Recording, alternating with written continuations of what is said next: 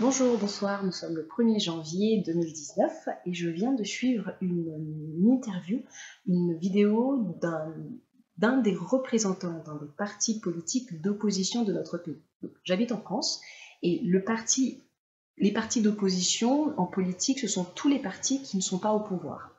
Donc, le président de notre République, c'est le monsieur Emmanuel Macron.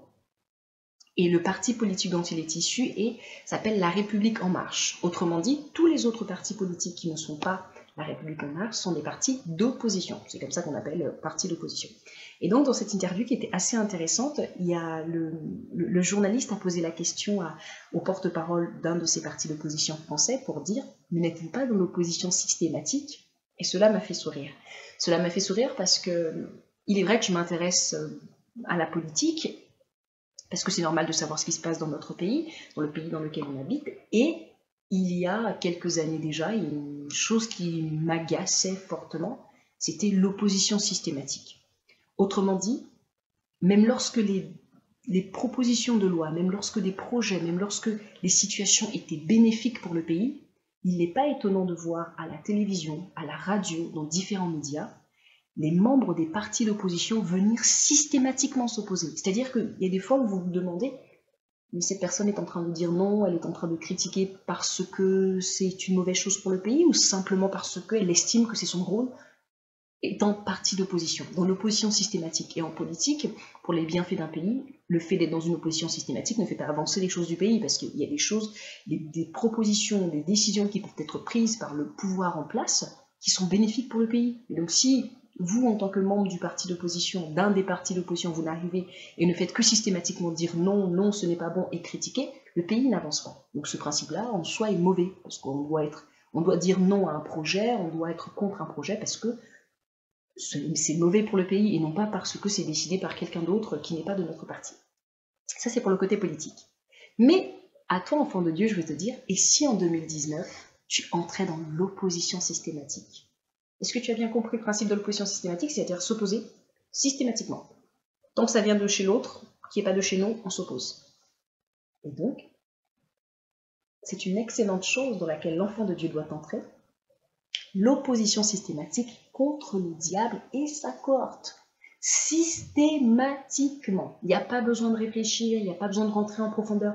Lorsque derrière une situation, derrière une chose, derrière une pensée, je discerne que ça va servir les buts du diable, systématiquement je m'y oppose, même si ça prend une bonne apparence. C'est pour ça que Jésus, je t'invite à lire Matthieu chapitre 16, pouvait s'opposer à Satan au travers de Pierre. Ce Pierre à qui il a demandé à d'autres disciples, je vous laisse lire, je ne vais pas le lire, Matthieu chapitre 16, et qui dit-on que je suis? Ils vont dire, les uns disent que tu es ceci et cela, et vous, il va leur demander, donc d'accord, chaque personne dans la ville, dans le pays a ses opinions, mais vous, qui pensez-vous que je suis? Et donc, des disciples, parmi ceux qui étaient là, Pierre va s'élever et lever sa voix pour dire, tu es le Christ de Dieu. Tu es le messager, l'envoyé de Dieu. Et Jésus va reconnaître que ça ne lui a pas été révélé par sa chair, par sa propre intelligence, que cette révélation était d'origine divine. Mais quelque temps après, Jésus va commencer à leur expliquer. Donc il faut donc que le Fils de l'homme que je suis puisse mourir, son âme meure, et pour qu'il accomplisse ce pourquoi il était venu sur la terre. Et là, Pierre, animé de bons sentiments humains, la compassion pour son maître, son Jésus avec qui il avait vécu, et Pierre l'aimait, va dire, à Dieu ne plaise, tu ne mourras pas. C'est plutôt quelque chose de bien, on va dire, c'est un bon sentiment. Il veut défendre celui qu'il aime. Mais comment va réagir Jésus? Est-ce que Jésus à ce moment-là va dire « Ah oui, c'est vrai, je comprends, bon, je suis pas d'accord, mais je comprends quand même pourquoi Pierre l'a dit, parce que Pierre m'aime, hein, donc je prends en compte ses sentiments. » Non. Jésus était dans une opposition systématique. Il savait discerner que derrière cette pensée, ce n'est pas la volonté de mon Père qui va être accomplie. Et ce n'est même pas la volonté de mon Père qui est véhiculée. Donc par conséquent, je suis contre. Raison pour laquelle il va rétorquer et reprendre Simon-Pierre. Arrière de moi, Satan. Tes pensées sont celles des hommes. Tes pensées me sont un scandale. C'était pas Satan qui lui parlait, c'était Simon-Pierre. Il voyait bien, Jésus n'était pas faux, bien sûr que oui. Mais Jésus discernait au-delà. Vous savez, quelquefois, je peux vous parler. Je vous dis une chose, mais derrière, ce sont des desseins du diable qui sont manifestés. Je n'en ai même pas conscience, mais je suis utilisée. Parce qu'à ce moment-là, je ne suis pas soumise à 100% au Saint-Esprit. Je peux exprimer des pensées qui, à la finalité, ne vont pas servir à l'avancement des desseins de Dieu, mais à l'avancement des desseins du diable. l'opposition systématique. Toi et moi, nous avons connu des défaites lourdes, des moments de grande difficulté dans le passé, parce que nous étions trop légers. Nous étions trop légers. Nous laissions passer tout. Au niveau des pensées, il y a une pensée qui nous arrive, eh bien, nous la nourrissons, nous allons jusqu'au bout. Combien même lorsqu'elle ne vient pas de Dieu, il n'y a pas eu cette attitude de pouvoir analyser d'abord ses pensées.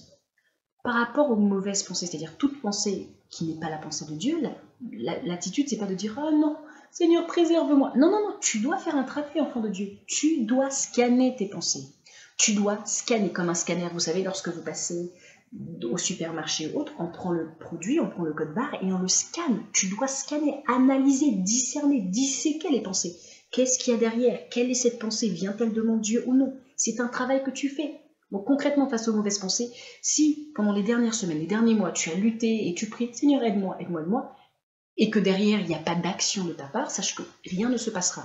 Je vais mettre dans la barre d'information un lien dans ce sens-là, par rapport aux mauvaises pensées, en te disant, tu dois la juger. Donc je t'explique comment est-ce que tu dois faire face aux mauvaises pensées. Parce qu'il faut que tu sois victorieux, il faut que tu sois victorieuse face à toutes les pensées qui ne viennent pas de Dieu.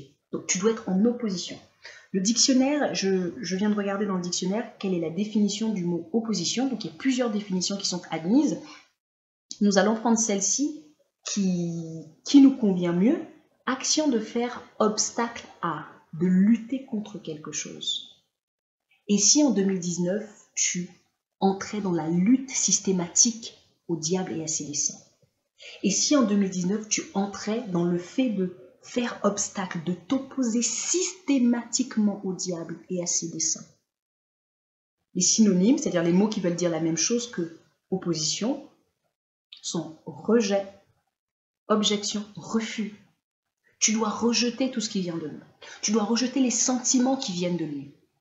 Dans Philippiens chapitre 2, Paul nous écrit en disant « Ayez en vous les sentiments qui étaient en Yeshua, en Jésus, lequel, existant en forme de Dieu, il continue, mais tu dois avoir les sentiments qui étaient en Jésus. Il y a des sentiments que tu nourris qui ne sont pas de Dieu, qui ne glorifient pas Dieu. Et combien même si tu en parlais à une personne, la personne te dirait « Ah mais oui, c'est quand même normal, après ce que tu as vécu, c'est humain, hein, c'est humain de réfléchir comme ça, c'est humain de ressentir ça. » Oui, mais nous ne sommes pas de ceux qui sont humains, nous sommes la nouvelle création. Tu es devenu une créature nouvelle. Dieu t'a donné un esprit nouveau de sorte que tu ne sois plus dominé par les choses. C'est humain. Non, non, non, non, non. Il est par exemple humain de dire bah, c'est humain, c'est normal, toutes les femmes sont jalouses. Je suis sincèrement désolée, je ne suis pas jalouse. Je suis une femme, oui, mais je suis une nouvelle création d'abord. Donc ces histoires de les femmes sont comme ça, les hommes sont comme ça, donc, avec des mauvais travers, ça ne me concerne pas. Je suis sortie de ces choses-là. En vérité, je n'ai jamais été dedans parce que la nouvelle création que je suis ne connaît pas ces choses-là. Vois-tu où est-ce que je veux en venir? Ah mais c'est normal, les femmes parlent trop. Tu ne dois pas accepter cette vérité, combien même si actuellement c'est vrai dans ta vie, mais tu dois refuser ça. Tu dois commencer à sonder dans les Écritures que dit Dieu par rapport au fait de parler. Celui qui parle beaucoup ne manque pas de péché. Et je pense que si toi et moi nous parlons beaucoup, nous avons déjà pu constater le nombre de dégâts que ça nous a entraîné, de conséquences désastreuses, dans lesquelles Dieu n'était pas, c'était pas sa volonté. Il faut rejeter toutes ces choses. Oui, mais c'est normal, tu sais, il y a des choses qu'on peut supporter, hein, mais des choses qu'on ne pardonne pas. Enfin, l'amour, oui, mais un homme qui t'a trompé, il est allé faire des enfants dehors, mais c'est normal, je comprends totalement que tu sois dans cet état de colère et... Non, enfant de Dieu, refuse même ce genre de conseil, non. Tu es la nouvelle création. Ce que tu as vécu, ce que tu as enduré homme, ce que tu as enduré femme était atroce, et tu penses que c'est impardonnable. Et si tu te mettais à la place de Jésus? Jésus qui n'avait jamais commis de péché, qui n'avait jamais fait de mal à qui que ce soit, et pourtant, on l'a traité comme un malfaiteur. Qu'a-t-il dit? Est-ce qu'il a dit, Père, là c'est insupportable? Non. Il nous a montré le modèle. Père, pardonne-leur, car ils ne savent pas ce qu'ils font. Et si jamais tu te disais, oui, mais bon, Jésus, c'était le Messie, tu trouvais des excuses là-dessus, je te dis d'accord, mais mettons l'exemple de Jésus de côté. Je ne vais pas là-dessus, je vais prendre l'exemple d'Étienne. Étienne dans le livre des Actes. Étienne n'était pas Messie, n'était pas le oint de Dieu, c'est-à-dire celui que Dieu devait envoyer pour sauver l'humanité. Non, Étienne était né d'un homme et d'une femme comme toi et moi. Et pourtant, lorsqu'on va le lapider, que va dire Étienne? Étienne va dire au Seigneur de recevoir son esprit et de pardonner. On était en train de le lapider parce qu'il se tenait dans la justice, parce qu'il disait la vérité. Il présentait aux hommes le chemin du salut. Il était lapidé pour ça. Et quelle est donc ton excuse? Tu dois rejeter ces mentalités, rejeter ces pensées.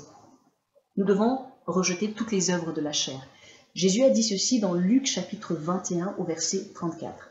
Prenez garde à vous-même, de crainte ou de peur, que vos cœurs ou alors vos esprits ne s'apesantissent, en d'autres versions ne s'alourdissent par les excès du manger et du boire et par les soucis de la vie, et que ce jour ne vienne sur vous à l'improviste, car il viendra comme un filet sur tout ce qui habite sur la surface de toute la terre.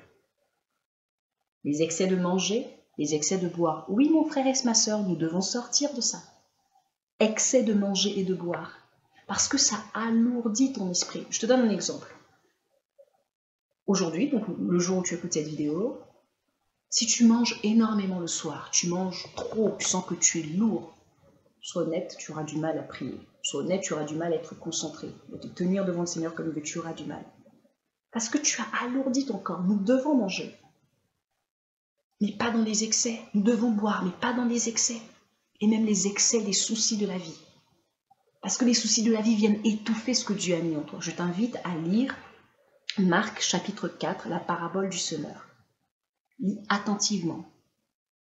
Nous devons nous opposer à cela. Il ne s'agit pas ici de prier « Ah, que ça ne m'arrive pas ». Non, tu dois prendre des actions concrètes. Souviens-toi, tu es dans l'opposition systématiquement. Parce que derrière toutes ces choses, ce n'est pas le royaume de Dieu qui est manifesté. Derrière toutes ces choses, ce n'est pas la volonté de Dieu qui est amenée à manifestation. Donc, c'est la volonté du diable. Parce qu'en vérité, il n'y a que deux endroits, deux côtés spirituellement. Le gris n'existe pas, il y a le blanc, le noir. Par blanc, j'entends la pureté, le noir, j'entends les ténèbres. Le blanc et le noir. Spirituellement, j'entends. C'est-à-dire que la couleur blanche et la couleur noire. Le gris n'existe pas. Bon, tu comprends bien, c'est pas le blanc ou le noir qui existe. Ce sont des exemples que je donne pour parler de deux oppositions, mais le gris, le mélange des deux n'existe pas. C'est rien. Soit c'est Jésus, soit c'est le diable. Entre les deux n'existe pas. Donc lorsque toi, enfant de Dieu, tu as des pensées, lorsque moi, enfant de Dieu, j'ai des pensées, je pense, je réfléchis, je pose des actions, si ça ne va pas dans le sens des intérêts de Jésus, ça glorifie un autre, le diable. Il n'y a pas de neutralité. Voyez-vous, on fera peut-être un audio dessus pour parler de la neutralité spirituelle n'existe pas. C'est-à-dire que non, moi je suis ni du côté de Dieu, ni du côté du diable, je fais selon moi. Eh bien, sache que tu penches d'un côté. Parce qu'il est dit, le monde entier est sous la puissance du malin. Jean l'a dit. Je vais d'ailleurs retrouver la référence. Nous sommes dans 1 Jean, donc la première épître de Jean, au chapitre 5, verset 19. Il est écrit ceci, « Nous savons que nous sommes de Dieu et que le monde entier est sous la puissance du malin. » Le monde entier est sous la puissance du malin. Satan est le prince de ce monde, le Dieu de ce siècle, celui qui règne et qui domine dans ce siècle présent. C'est pour ça que les hommes font ce qu'ils veulent et on voit vraiment les ténèbres se proliférer et être en grande exposition, parce qu'il est le Dieu de ce siècle, celui qui règne dans ce siècle. Et nous, nous sommes qui? Les opposants. Nous sommes ces autres. Donc nous sommes dans l'opposition systématique. Afin non seulement de nous opposer à ces projets, de refuser ces projets, de refuser ces desseins, de refuser ce qu'il veut faire de notre société, mais de manifester derrière les desseins de notre Dieu, de manifester derrière le royaume de notre Dieu ici-bas sur la terre. Parce que nous avons été sauvés pour être des lumières, des sels du monde. Je t'invite à lire Matthieu chapitre 5. Nous sommes dans une opposition systématique pour révéler un autre royaume, pour manifester un autre royaume. Et si en 2019, tu entrais dans l'opposition systématique, derrière toute œuvre de la chair, ce sont les intérêts du diable qui sont glorifiés. Ce sont les intérêts du diable, l'agenda du diable qui est mis en avant. Donc plus de légèreté avec les œuvres de la chair. Quelle qu'elle soit, ne te dis pas oui, mais bon, plus de légèreté. Non, non, non. Tu es un opposant. Tu es un opposant. Et en vérité, c'est plus facile de ne rien faire que d'être dans l'opposition. Parce que dans l'opposition, ça demande de l'énergie. Un opposant politique est constamment dans l'énergie. Il doit s'intéresser, il doit voir, s'intéresser, qu'est-ce qu'on a dit et comment est-ce que je vais contrer. Il y a un travail. C'est plus dynamique. Et nous, oui, donc entre guillemets, autrement dit, la foi passive où tu étais assis ou assis juste en attendant que ça se passe, faisant des petites prières un peu juste pour soulager un peu la conscience religieuse, oh Dieu aide-moi, je veux m'en sortir, et que tu ne te bats pas derrière, tu ne fais rien derrière.